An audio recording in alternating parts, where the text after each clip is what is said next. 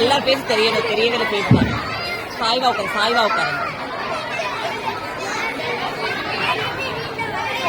பேசக்கூடாது.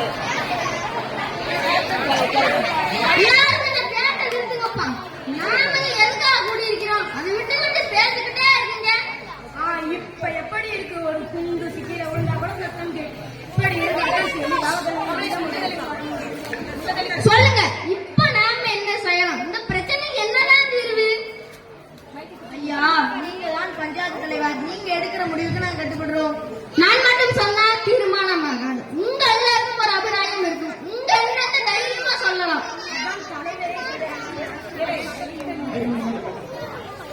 அதான் தலைவரே சொல்லிட்டாங்க. மக்கள் பட தைரியமாக சொல்லுங்க. ஐயா, எனக்கு ஒரு யோசனை தோணுங்க.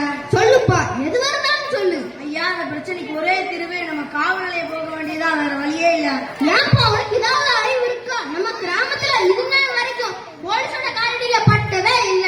ஏதாவது நல்ல யோசனை இருந்தா சொல்லுவேன். ஐயா, நாங்க சொன்னா நீங்க இப்படித்தான் சொல்லுவீங்கன்னு எங்களுக்கு நல்லா தெரியும். ஏழைங்க சொல்லி என்னைக்கு அம்பளம் மாரி இருக்கு. யாருமே நீ கிட்ட பேசிக்கிட்டே போற. தலைவர் எவ்வளவு பெரிய மனசு பண்ணி எல்லாருடைய கருத்தையும் கேட்டு உள்ளே நீங்க வீண் பேச்சு பேசிக்கிட்டீங்க. அவர் சொன்னதுல என்னங்க குத்தம் இருக்கு? நம்ம ஊருக்கு போலீஸ் ஒரு நல்ல தீர்வு கிடைக்கும். என்னடா இவ்வளவு நேரமா ஆளைக்கான மட்டும் வந்துட்டியா? இது பஞ்சாயத்து விளங்குற மாதிரிதான். உண்மையை சொன்னா கோபம் வரத்தானே செய்யும். இந்தாப்பா ரங்கசாமி, வீண்வாதம் பண்ணிக்கிட்டே இருக்காங்க. அவன் வயிற்றுல நெருப்பை கட்டி இருக்கிறோம். அந்த வேதனை தங்க பேசுறேன். தலைவரோட வீடு மச்சி வீடு, அவருக்கு எந்த பதிப்பும் இல்ல. ஆனா குடிசை வீட்டுல இருக்க எங்களுக்கு தாங்க வேதனை. இந்தாப்பா, நீ மச்சி வீடு கட்டி இருக்க வேண்டியதானே, எங்களுக்கு மட்டும் பதிப்பு இல்ல. என்ன அதுக்கு வழி இல்லாமத்தான் இங்க வந்து பேசிக்கிட்டு இருக்கிறேன். மச்சி வீடு தான் நானே பஞ்சத்துல வந்து நிக்க போறேன். இப்ப என்ன செய்யணுங்கிற? ஊர்ல இருக்க எல்லாத்துக்கும் மச்சி வீடு கட்டிக்கணும்னு சொல்றேன்.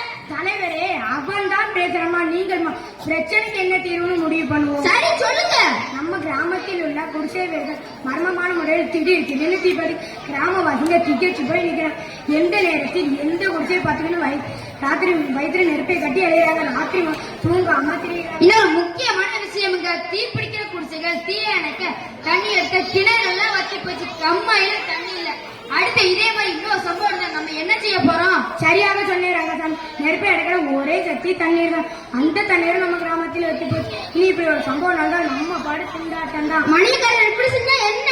சொல்லுங்க தலைவரே. இந்த பிரச்சனைக்கு காரணம் ஏதோ சாபம் தான் நினைக்கிறேன். அந்த சாபத்துக்கு பரிகாரம் நல்லா இருக்கும். தலைவரே, நீங்க சொல்லுங்க. நடக்கிற சம்பவம் நடந்து 6 மாசத்துக்கு முன்னாடி நம்ம ஒரு சாமியார், அது பஞ்ச காலம்னு உங்களுக்கு தெரியும். அந்த சாமியாருக்கும் யாரும் சாப்பாடு கொடுத்து சரி கோமான அவர் இந்த ஊரு நாசமா போகட்டும் என ஒரு சாபத்தை விட்டுட்டு போன அந்த தான் ஆட்டி படுத்து நினைக்கிறேன். பிரச்சனைக்கு தீர்வு என்னென்ன பேசும் பார்த்தா ஏதோ கதையை விட்டுக்கிட்டு இருக்கீங்களே. ரங்கசாமி, நீ கொஞ்சம் பேசாம இருக்கிறியா? மணியக்காரனே, நீங்க சொல்றது சரிதான். அந்த சாமியார் விட்ட சாபம் தான் நம்ம கிராமத்தை ஆட்டி படுக்க நினைக்கிறேன். இப்ப என்ன செய்யலாம்? தலைவரே, உள்ளாலத்தான் எடுக்கணும். சாமியார் விட்ட சாபத்துக்கு இன்னொரு சாமியார் வச்சுட்டாங்க. நம்ம ஊர்ல இருந்து 10 கிலோமீட்டர் சிங்காரத்தொப்புல தெரியுமில்ல? ஆமா மணிகள் தெரியும். அந்த நந்தவனத்துல ரொம்பவும் சக்தி வாய்ந்த சாமியார் உள்ள அவரை பார்த்து நம்ம கிராமத்து சாபத்தை படுது நிச்சயமாக பரிகாரங்களோட நம்மளும் பிரச்சனை எந்த தப்பிக்கலாம். அதுதான் சரின்னு படுது. என்னப்பா உங்களுக்கும் சம்மதம் தானே? கிடைக்கிறது எல்லாம் கிடைக்கட்டும். கல்யாணத்துக்கு மனைவி சொன்ன கதையா இருக்கு. மாயாங்கரிங்க மந்திராங்கரிங்க இன்னும் மெத்தனை குடிச்சுகள் சாம்பலாக போகுதோ? ஏப்பா ரங்கசாமி, மறுபடியும் ஆரம்பிச்சுட்டியா? நெருப்புக்கு தண்ணி தாங்க தீர்வு. ஆனா நீங்க நெருப்பு என்னையே தீர்வாங்க நினைக்கிறீங்க. மேலும் பத்திக்கிட்டு எரியுங்கிறத புரிஞ்சிக்க மாட்டேங்கிறீங்க. மணிகரனை விட்டா ரங்கசாமி பேசிக்கிட்டே தான் இருப்பான். சுவாமி சச்சிதானந்த பார்க்க ஒரு 4 பேர் போகணும். யாருன்னு முடிவு பண்ணுங்க. நாளைக்கே கிளம்பணும். சரிங்க தலைவரே. அதோட நம்ம கிராமத்துக்கு காவலாக 4 இளைஞர்களை நியமிக்க வேண்டும். ஒரு ராத்திரி மகன் கிராமத்தை ரோந்து வரணும். அப்பாடா மணியக்காரரே, இப்பதான் ஒரு உருப்படியான யோசனை சொல்லியிருக்கீங்க.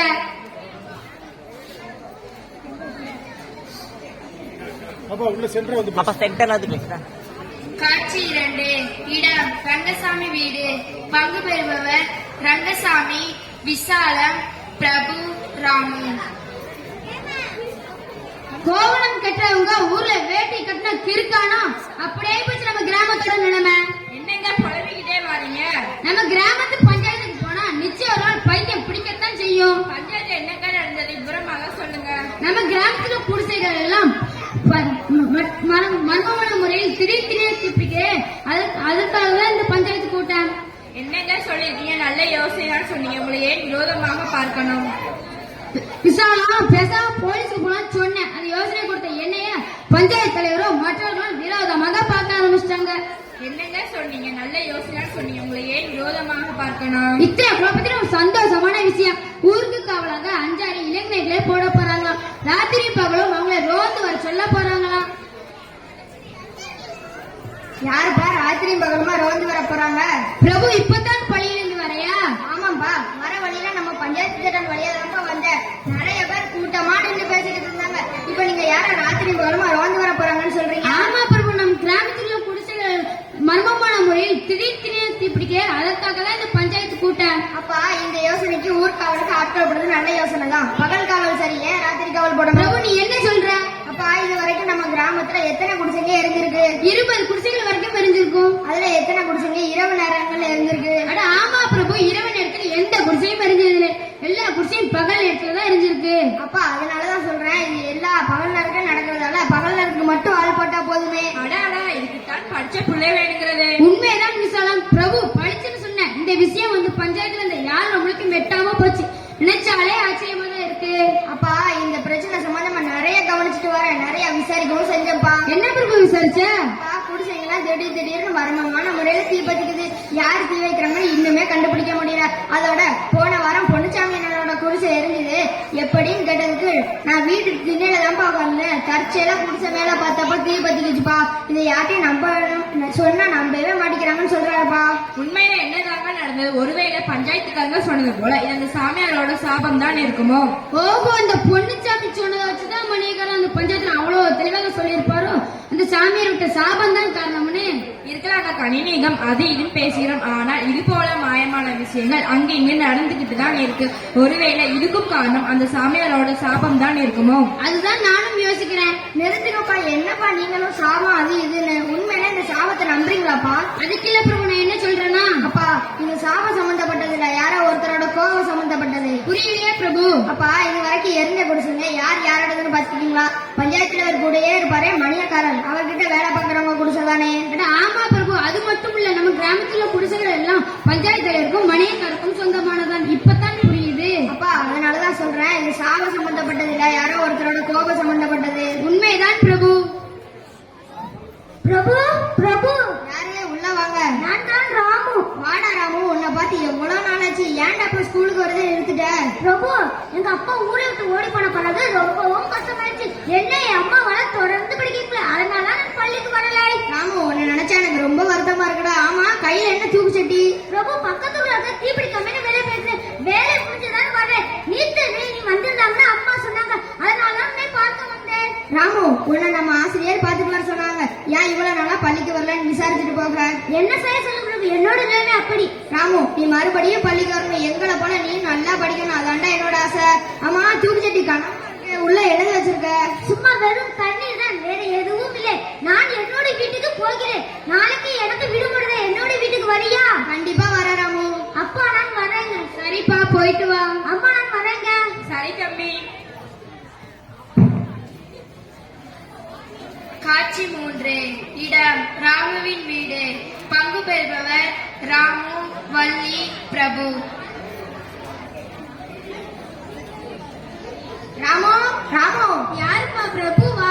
ஆமாம்மா. ராமு இல்லையாம்மா? ராமு வெளியில போயிருக்கான்பா, இப்ப வந்துடுவான். பிரபு அன்னைக்கு வந்து பொழுது ராமு கிட்ட சொன்னேன், அவன் உன்னை பார்க்க வந்தானாப்பா? ஆமாம்மா வந்தான். அவன் தான் இன்னைக்கு விடுமுறைன்னு சொல்லி எங்க வீட்டுக்கு வரான்னு சொன்னா அதான் வந்தேன். ரொம்ப சந்தோஷம் தம்பி. அம்மா நீங்க ராமு மறுபடியும் பள்ளிக்கு அனுப்புங்கம்மா, அதை பத்தி பேசிட்டு போலாம் தான் வந்தேன். தம்பி எனக்கு மட்டும் என் பிள்ளை படிக்கணும்னு ஆசை இல்லையா என்ன? ஆனவனா பள்ளிக்கு அனுப்ப முடியாதுப்பா. என்னம்மா சொல்றீங்க? எப்படி சொல்றேன்னு தெரியலப்பா. பிரபு எப்படா வந்த? இப்பதான் ராமு. அட ஆமா, அந்த தூக்கு சட்டி கீழே வைக்க மாட்டியா? எப்ப பாரு கையிலே தூக்கிட்டு. அது ஒண்ணுமே இல்லடா. நானும் சொல்லி பாத்துறேன் தம்பி, எப்ப வெளியில கிளம்பினாலும் தூக்குச்சட்டியோட தான் அலைகிறேன். பிரபு இருப்பா, சாப்பிட ஏதாவது செஞ்சு தரேன். அதெல்லாம் வேண்டாமா. ராமு வாடா, அந்த மரத்தடிக்கு போய் பேசலாம். ராமு நீ ஏன் பள்ளிக்கு வரணும்னு அம்மா கிட்ட கேட்டேன், அவங்க சரியான பதில சொல்லல. நீனாலும் சொல்றா. அது அது ஏன்டா ராமு இவ்வளவு கோவப்படுறோம்? கண்ணெல்லாம் எவ்வளவு செவந்து போய் இருக்கு பாரு. நான் படிக்க முடியாது, காரணம் அந்த பஞ்சாயத்து தலைவர் மணியக்காரன் தான். என்னடா சொல்ற? பிரபு எங்க அப்பா ஊரை விட்டு ஓடி போன பிறகு கடன் தொல்லையாளர். அவர் கடன் வாங்கினது பஞ்சாயத்து தலைவர் மணியக்காரன் தான்.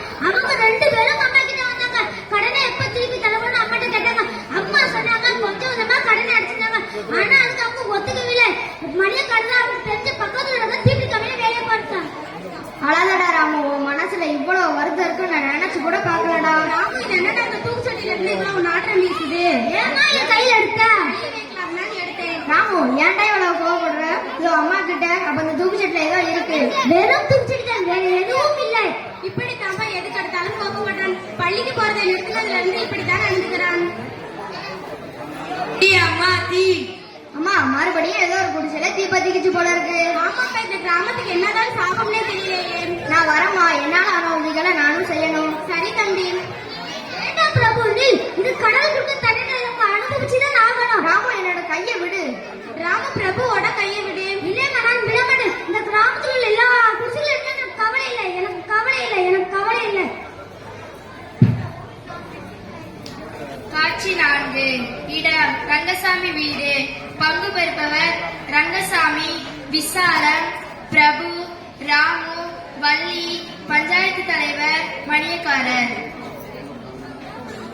பிரபு என்ன அவசரமா வர சொன்ன? அப்பா நம்ம கிராமத்துல குடிசைக்கா மர்மமான முறையில தீ பத்திக்குது. அதுக்கு காரணம் யாருன்னு நான் கண்டுபிடிச்சிட்டேன்பா. யார் பிரபு? நம்ம ராமு தான்ப்பா காரணம். எந்த ராமு? நேத்து நம்ம வீட்டுக்கு வந்தானே என்னோட நண்பன், அவன் தான் ராமு. என்ன பிரபு சொல்ற, அவனா? ஆமாப்பா.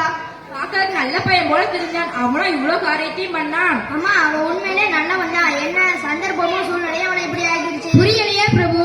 அப்பா கடன் தொல்லையால ராமோட அப்பாவோட ஊரை விட்டு ஓடி போயிட்டாங்க. அவங்க கடன் வாங்கியிருந்தது பஞ்சாயத்து தலைவர்கிட்டயும் மணியக்காரர்கிட்டயும் தான். அவங்க ராமோட படிப்பை கெடுத்துட்டாங்க. அதனாலதான் ராமு கோபத்துல இப்படி பண்ணிட்டான்.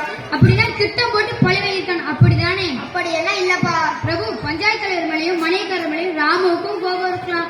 அதுக்காக அவங்க சொந்தமான குடிசைகளுக்கு நெருப்பு வச்சுக்கலாம். அப்படின்னா யாருக்கு பாதிப்பு? அந்த குடிசைகளில் குடியிருந்தது தானே. அதை பத்தி ராமு சிந்திக்கலையா?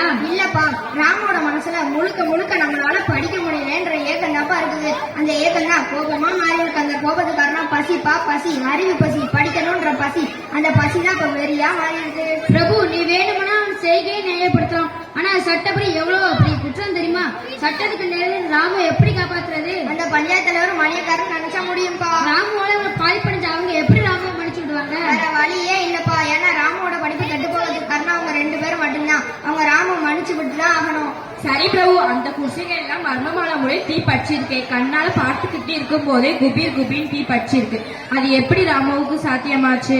ஆமா, நான் கூட இதை கண்டுபிடிக்க முதல்ல திணறிட்டேன். அப்புறம் தான் கண்டுபிடிச்சேன். தீப்பெட்டி கம்பெனில ராமு வேலைக்கு செஞ்சு ரொம்ப வசதியா போச்சு. அங்க வெள்ளை பாஸ்பரஸ் இருக்கும். அது தீக்குச்சி செய்ய மிகவும் முக்கியமான ஒரு பொருள். அது தனிம நிலையில தான் இருக்கும். தனிமம்னா தெரியும்ல? தெரியுமாப்பா, தனிமனம் தண்ணியாக இருக்கும். சரியாக சொன்னீங்கம்மா. அந்த தனிம நிலையில இருக்க பாஸ்பரஸ் திண்ம நிலைக்கு போறப்ப தீப்பிடிக்க ஆரம்பிச்சிடும். இப்படிதான் எல்லா குடிசைகளும் மர்மமான முறையில தீப்பத்திக்குது. இதுக்கெல்லாம் காரணம் ராமு தானே. எப்படி கண்டுபிடிச்ச? அப்பா நேத்து நம்ம வீட்டுக்கு வரும்போது ராமு கையில ஒரு தூக்கு சட்டி வச்சிருந்தான், பாத்தீங்களா? ஆமாப்பா, நானும் பார்த்தேன். அந்த தூக்கு சட்டியில தான் வெள்ளை பாஸ்பரஸா எடுத்துட்டு வந்திருக்கான். இன்னைக்கு காலையில நான் ராமுவோட வீட்டுக்கு போனப்ப ராமு அம்மா தூக்கு சட்டியை கழுவ எடுத்தாங்க. ஏம்மா இதை கழுவ எடுக்கிறேன்னு ராமு கோவப்பட்டான். அப்பதான் அவன் மேல எனக்கு சந்தேகம் வந்தது. பிறகு என்ன செஞ்ச? நான் அவன் வேலை பார்க்குற தீப்பெட்டி கம்பெனிக்கு போனேன். அப்பதான் எனக்கு விஷயமே தெரிஞ்சது. அங்க வேலை பார்க்குற ஒருத்தர் பணம் கொடுத்து வெள்ளை பாஸ்பரஸ் வாங்கி வந்த விஷயம் எனக்கு தெரிஞ்சது. ரங்கசாமி, ரங்கசாமி வாங்கய்யா, வீட்டுக்குள்ளார வாங்க. உள்ளதான் இருக்காங்க. ரங்கசாமி வர சொன்னாங்க. நானா? இல்லையே. அப்பா நான் தான் அவங்க 2 பேரையும் இங்க வர சொன்னேன். குடிசைகளுக்கு தீர்கள் யாருன்னே தெரியாம யாரு பிரபு? சொல்றேங்க ஐயா. ஆனா அதுக்கு முன்னாடி எனக்கு ஒரு சத்தியம் செஞ்சு கொடுக்கணும். சத்தியமா? எதுக்கு? யாருன்னு தெரிஞ்சது அவனை தண்டிக்க கூடாது. முக்கியமா போலீஸ்ல பிடிச்சு கொடுக்க கூடாது. அது எப்படிப்பா? ஊருக்குள்ள இவ்வளவு பாதிப்பு ஏற்படுத்த 6 மாதம் கிராம மக்கள் உயிரை கையில் பிடிச்சுக்கிட்டு இருந்தாங்க. இதுக்கெல்லாம் காரணம் எப்படி மன்னிக்க முடியும்? ஐயா பாதிப்புங்கிறீங்களே, அந்த பாதிப்பு முழுமையான காரணமே நீங்க தான் ஐயா. பிரபு என்ன சொல்றீங்க? ஐயா உண்மையை தான் சொல்றேன். நீங்க ஏற்படுத்திய பாதிப்பு தான் ஒரு அப்பாவி சிறுவனை இப்படி பண்ண வச்சிருச்சு. யாரு சிறுவனா இவ்வளவு காரியம் பண்ணினது? ஆமாங்க ஐயா. அவன் யாருன்னு சொல்லு. சொல்றேங்க ஐயா, சத்தியம் செஞ்சு கொடுங்க. சரி, சத்தியம் பண்றோம். அவன் யாருன்னு சொல்லு. சத்தியமா நாங்க அவனை ஒன்றும் செய்ய மாட்டோம். ஐயா எங்களை இங்க வர சொன்னீங்களாமே? ஆமா, நான் தான் உங்களையே ராமேன்னு வர சொன்னேன். பிரபு இந்த ராமு தான் இவ்வளவு பிரச்சனைக்கு காரணமா? ஆமாங்க ஐயா. ஐயா எனக்கு இன்னைக்குதான் தெரியும். பிரபு தம்பி தான் எல்லா விவரங்களையும் சொன்னான். என் பிள்ளைய மன்னிச்சு விட்டுடுங்க ஐயா. நீங்க ராமோட படிப்பை கெடுத்தீங்க. அதனாலதான் ராமு கோபத்துல இப்படி பண்ணிட்டு அவனை மன்னிச்சு விட்டுருங்க ஐயா. தம்பி என்னோட தவறு இப்ப புரியுது. எங்களோட சுயநலத்துக்காக ராமோட படிப்பை கெடுத்தோம். பசிக்காக திருடர்களை தப்பு செய்யங்களையும் பார்த்துக்கோம். ஆனா படிக்கிறதுக்காக அறிவு பசிக்காக ராம் இந்த காரியத்தை பண்ணி இருக்கிறான். தப்பு என்ன புரிஞ்சுக்கிட்டு இன்னை ராமும் படிக்கலாம். அவன் படிப்பு செலவு